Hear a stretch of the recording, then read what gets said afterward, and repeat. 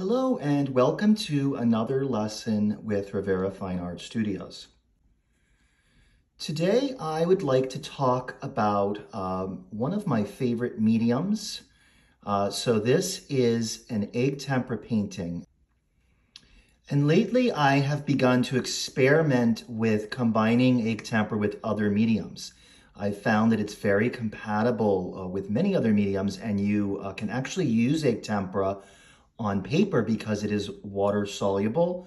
So I wanted to talk a little bit about some of the different techniques that I like to use and also the different mediums that I combine egg tempera with.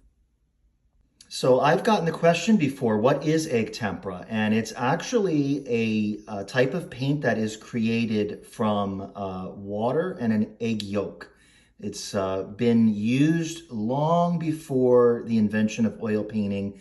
If you look at early Renaissance paintings from the 1200s, 1300s, most of the time they were using egg tempera. The advantage to this medium is the rapid drying time, which makes it easy to keep adding layers in a short amount of time. You put a layer down, you let it dry, you add another layer. And it also resists yellowing, so you get very vibrant and luminous color with egg tempera. So this is a clip of the technique that I used for this particular image. This is a very traditional portrait painting technique where you underpaint the flesh tones in green hues. So what you see is I'm building up tints of green. I just used a traditional earth green and I mixed white with it to create lighter variations of that. And I'm applying the paint in a series of strokes, very much like a drawing. So if you've ever worked with pen and ink, or even just with pencil, this technique is very similar. And then what essentially begins to happen is the colors start to reflect through one another. So as I add the pinks and the yellows on top of those green hues, those additional layers are a little bit translucent and they are complementary of the green hues. So I start getting these amazing optical color effects. As I began working with egg tempera, I started to really think about, some of the other effects that I wanted to create.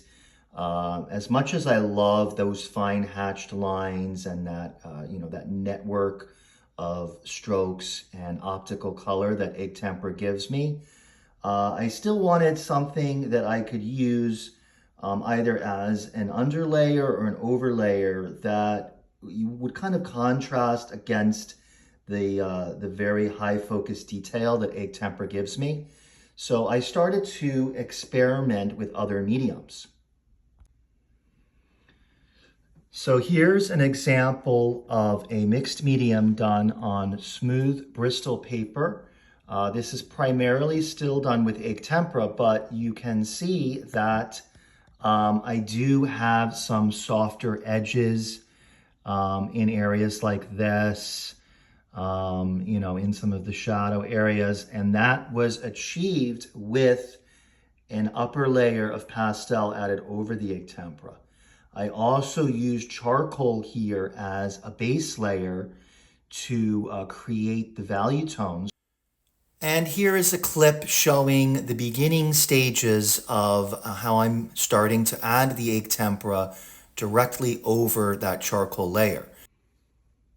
And here is one more example of a still life which I created using acrylic ink, egg tempera, and pastel on an Arches watercolor paper.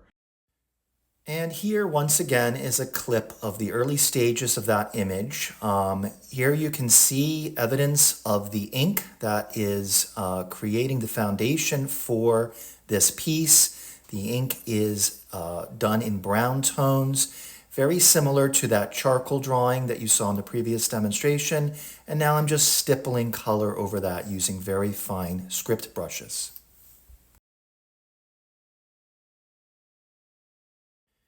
And I also wanted to take a minute here to mention that if this is something that you're interested in, just learning how to use egg tempera, how to make your own egg tempera, and then how to use it with other mediums, I will be offering a course on this in the summer. So I will be posting details on that very soon. I'm still in the process of developing that, but the dates will be posted soon of when I'm ready to launch that. And you can get more information by visiting my website, which is riverafineartstudio.com. Thanks for watching.